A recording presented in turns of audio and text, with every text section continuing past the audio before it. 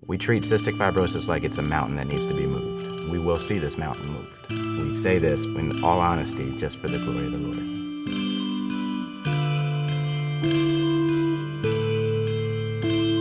Cystic fibrosis is a terminal illness. It affects about 60,000 people worldwide and about 30,000 young kids in America. The life expectancy has ranged anywhere from the early teens to the mid-40s.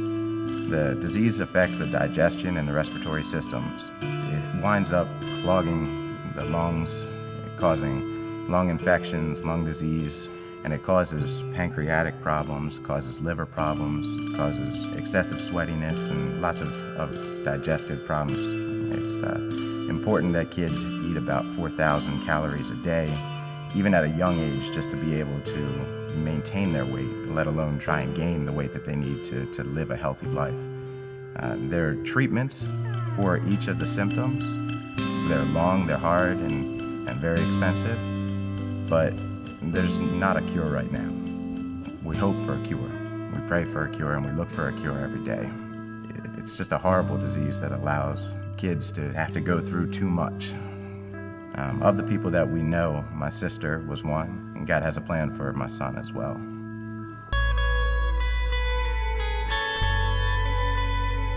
I have an older brother who's 3 years older than me, and I'm the middle child. And then 6 years later, I had a little sister named Kristen. And Kristen was just a bubbly little girl. She was mommy and daddy's princess, and she was just a normal child. She seemed to be healthy, but as time went on, we started to notice some things that just didn't seem right.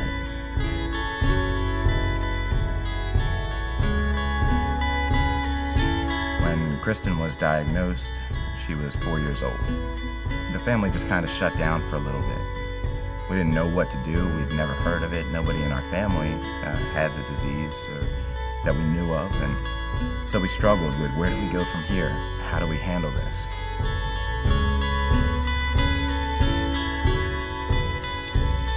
It was 1994, and there wasn't a whole lot that anybody really could share with us about the disease at the time. The disease was still really in its infancy of any kind of understanding, but we were very blessed that we were near Hopkins University, which is one of the epicenters for all research for cystic fibrosis. Then the information came, and everybody just offered as much information as they possibly could give to us.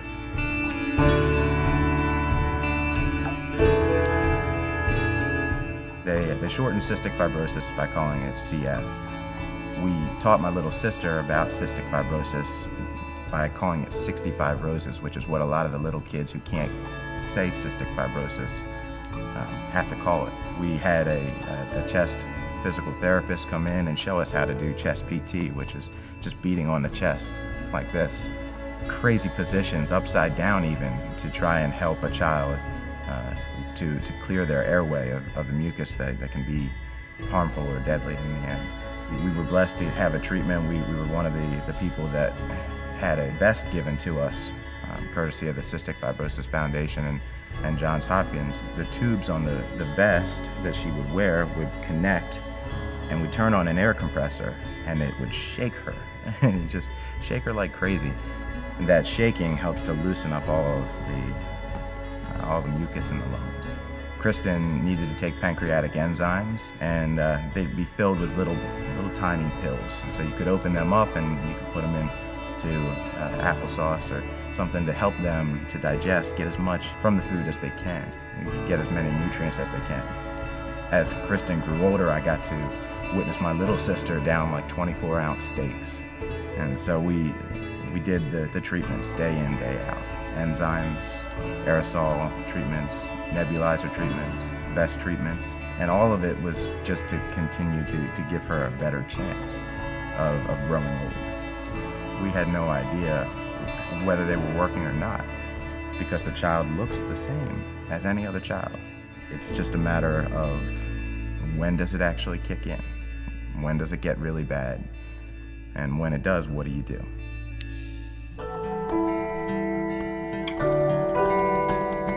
We were told at the time that my sister wouldn't likely live past the age of 14.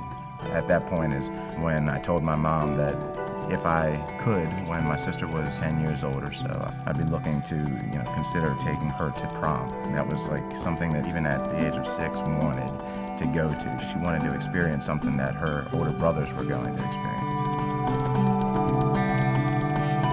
The diagnosis is something that you wake up with every single day.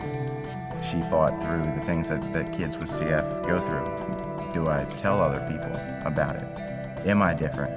Is it okay that I'm different? Who do I trust? How do I deal with this?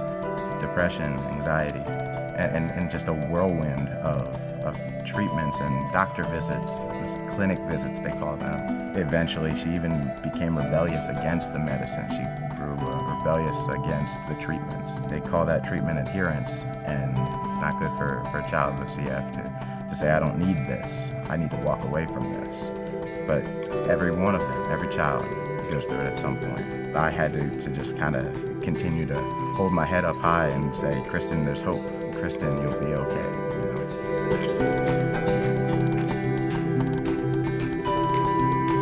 When Kristen was 14, we saw the year come and go. We didn't see anything really that would point us to any time soon that her life would end. And we were grateful, we were thankful, but it was just another day. That's the way that CF families live, is it's just one day at a time. Keep the hope, and that's what we did.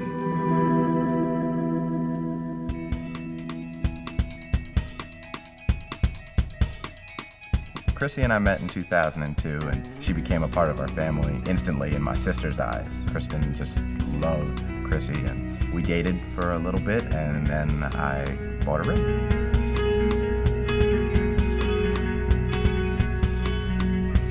After we got married, we decided that we would move on to the next step and think about having children. So we knew that Matt carried the gene for cystic fibrosis because of Kristen, and he was tested when he was younger. So to rule out any chances of our children having cystic fibrosis, we decided to have me tested for the gene before we had kids. I went to the doctor, I had the test done, and my test was negative, saying that cystic fibrosis was not a possibility for us. That the most that our kids could do is carry the gene, but they would not have the disease. So once we had the results back saying that there was a 0% chance of a child with CF, we decided to go ahead and start to try. We got pregnant right away with our first son, Tyler. He was born in April of 2008, completely healthy, beautiful, wonderful little baby, easy. It was great. So that made us start to say, hey, we could do it again. In early 2011, we found out that we were pregnant with our second baby and that it was a boy. He was born 8 pounds, 4 ounces. He was healthy, he looked good, everything looked great.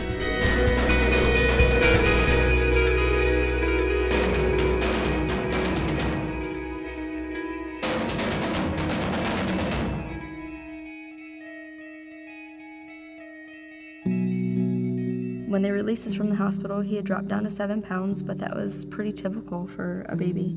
At his 1-week checkup, he was still 7 pounds. He ate very well. The doctor was a little concerned because he didn't put any weight back on. So at his 2-week appointment, they checked him again, and he was also 7 pounds. He had gained 0 weight. At that point, they started to suggest adding formula to the breast milk and changing what he was eating, how often he was eating, and increasing his eating. At 3 weeks again, no change, was still 7 pounds. Around a month and a half, he was having a hard time breathing. His chest was starting to dip and compress, and he was still 7 pounds. They decided that it was a good time to start maybe doing some testing for thyroid problems. But at about 2.5 months, we were at home and he was really having a hard time with his breathing, and he had turned blue.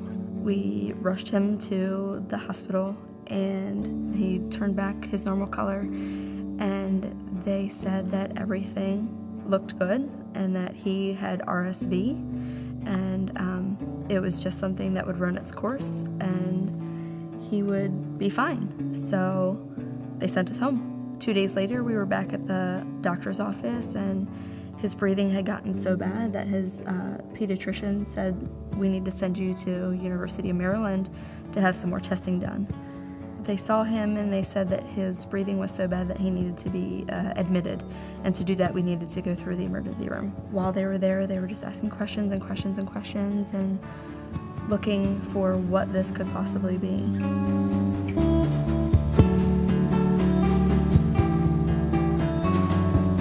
So they were coming up with a bunch of dead ends at University of Maryland, and they came to us and said, you know what? He's showing a lot of symptoms of cystic fibrosis. Have you guys ever heard of it? So we both said, absolutely, we've heard of it. Matt's sister has cystic fibrosis, and I was tested, and my test was negative. They said, you know what? Let's just test it to rule it out, just to say that we tested for it and that it isn't the issue. So they went to do a sweat test. About half an hour later, we see the doctor pacing back and forth in front of our room. My heart just sank, and I looked at Matt and said, you know what, something's wrong.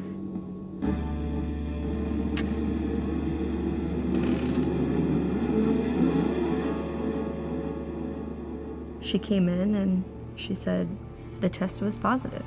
So they had the geneticist come in and sit down and talk with us. And what she told us is that basically there are over 1,800 strains of the cystic fibrosis gene, and the tests that they do to rule it out only test for the top 75% of those genes. Basically, I carried such a rare gene that it wasn't picked up on the test. From there, they did a blood test, and the blood test came back with 2 copies of the cystic fibrosis gene, and it turns out that he is one of 4 in the world with this gene that he got from me. It just shows that, you know, he was meant to have it.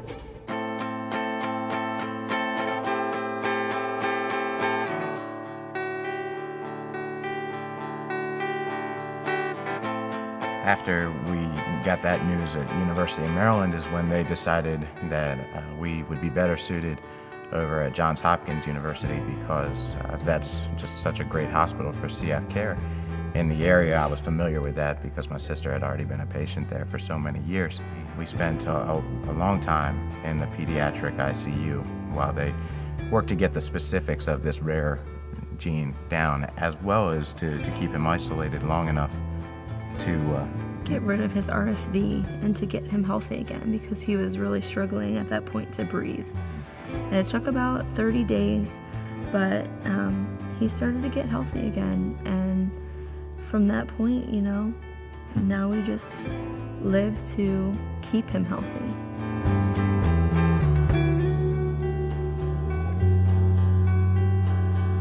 The thing about Carter in the PICU at Johns Hopkins was that he never stopped smiling. We kept praying, and he never stopped smiling. They had to do breathing tubes up my little man's nose, and we would put across the tape a mustache, and people would come in, the nurses would come into the room just to come and see this little beacon of light that just brought so much joy to their day. In the meantime, we were in isolation, literally not allowed to see anybody except who was permitted by the doctors to come in. So while we spent the time in isolation, there's no better place to get alone with God.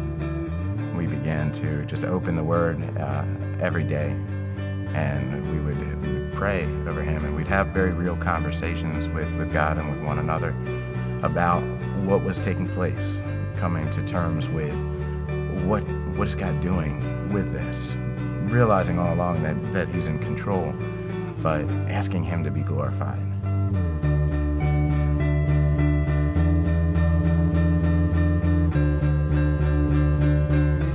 Every time that we would leave the room, God had an incredible story, an incredible appointment to be written.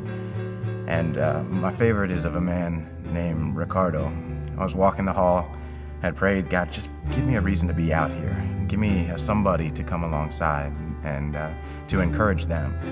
In the meantime, God brought somebody to encourage me, and it was Ricardo and his son, Victor.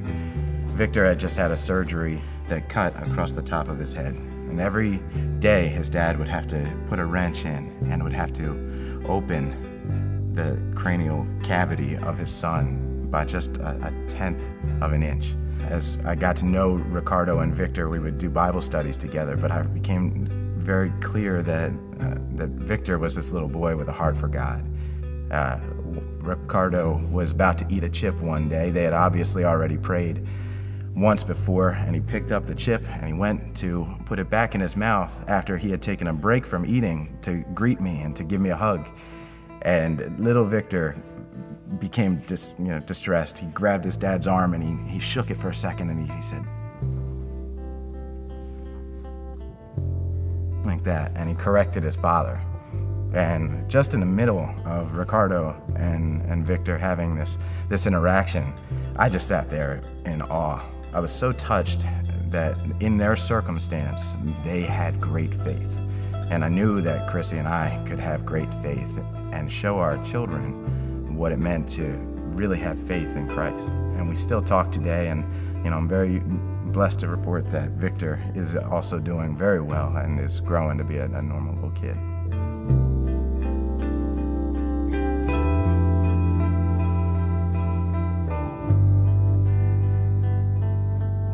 Children with cystic fibrosis are not allowed to be near one another.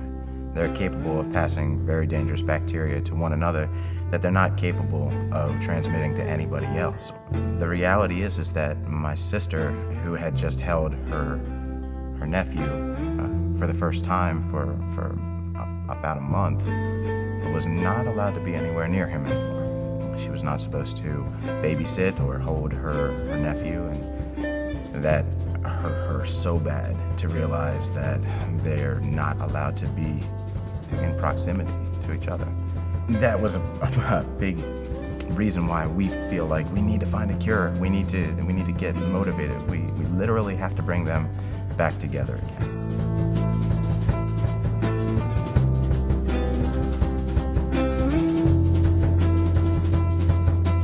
So they spent about 3 years together, and Kristen would call him her little man. And back in Easter of 2013, Kristen, out of nowhere, just needed to be in the hospital. She started to cough up blood. They removed a third of her right lung to give her a better chance at breathing and surviving. She spent 45 days in the hospital at Hopkins before being released. She got released long enough to ask us if she could share our anniversary on June 1st with her fiance. They wanted to get married on the same day as we did.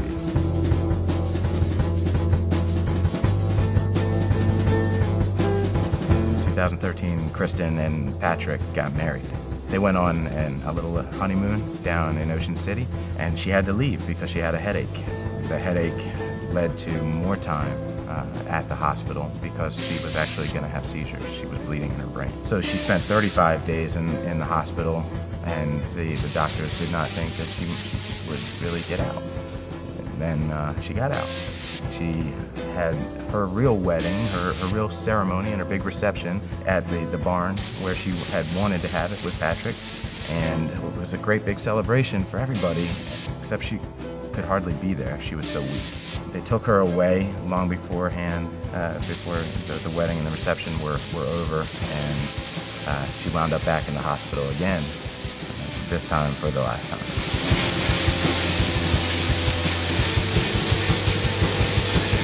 Kristen went into a non-responsive state.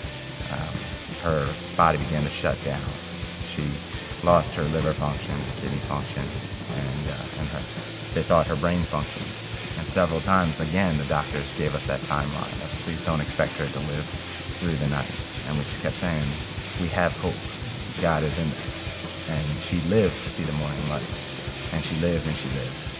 And then the doctors said that we would have to make the decision to take her off life support. So I got a call from her husband, and he said, tomorrow is the day. Tomorrow at 2 o'clock they want us to make the decision to take her off life support. I said, buddy, what do you know about this? What do you think?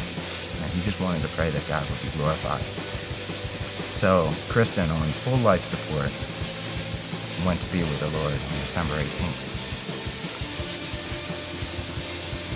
She hadn't had any problems on full life support the entire time. But God's compassion allowed her to go home without Patrick having to make a decision to take her off life support.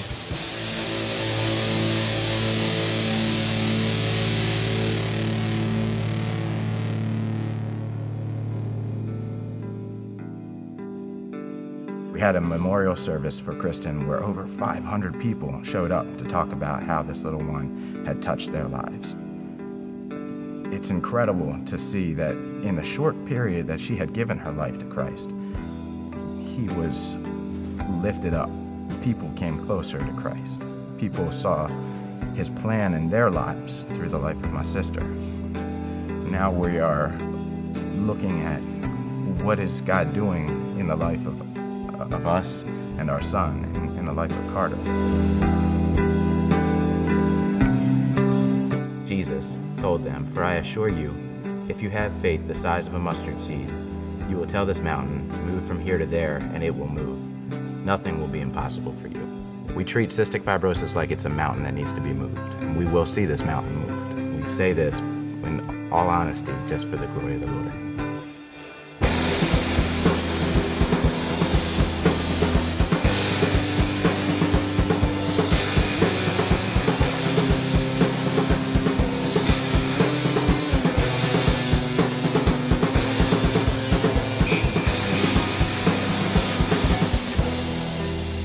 Right now, Carter's doing pretty well. He's 3 years old and he's a rambunctious little guy. He takes his medicine. He has to do enzymes. So with each meal, he gets a large enzyme and 2 little enzymes. And they're pills that he just swallows. He puts all 3 in his mouth at once and they go down the hatch. He also does the vest. The vest shakes him, gets all of the mucus out of his lungs, and he does that twice a day for 20 minutes. It's a pretty rigorous regimen, but he gets it done and he does great doing it. He knows that when he's coughing and when he's got the coughs, he knows, "Mommy, I gotta do my best a little bit more to try and get the coughs out," is what he says.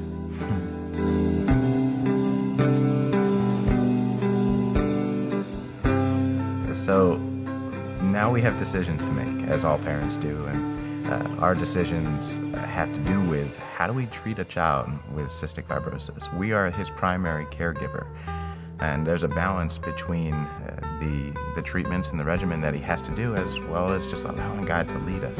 We teach the kids not to be afraid because Jesus is in control. We teach them to pray because we want them to just trust that God is going to lead them, even if they don't know what the next step in life is. God is going to be the one that leads.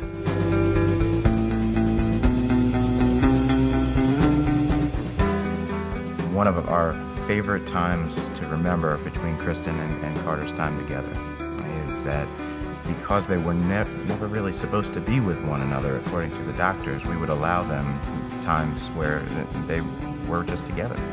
They could hug and they could be near one another. Of course, we wanted them both to be healthy while they were together, but it was just such a joy to see them holding and hugging and actually just interacting.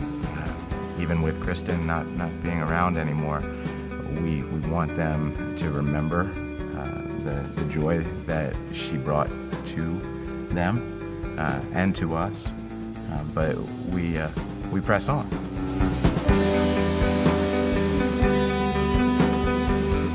One of the ways that we look to be a part of the cystic fibrosis community is through an event called the Great Strides fundraiser. And one of our things is these bracelets. This one says, "Breathe and Beat CF." On the inside it says, "In memory of KMC for Kristen Marie Clausen." But we participate because we want to give God the glory. We participate because we want to point others to Christ. We participate because we do want a cure. But until that time comes, we just trust God. He's in control.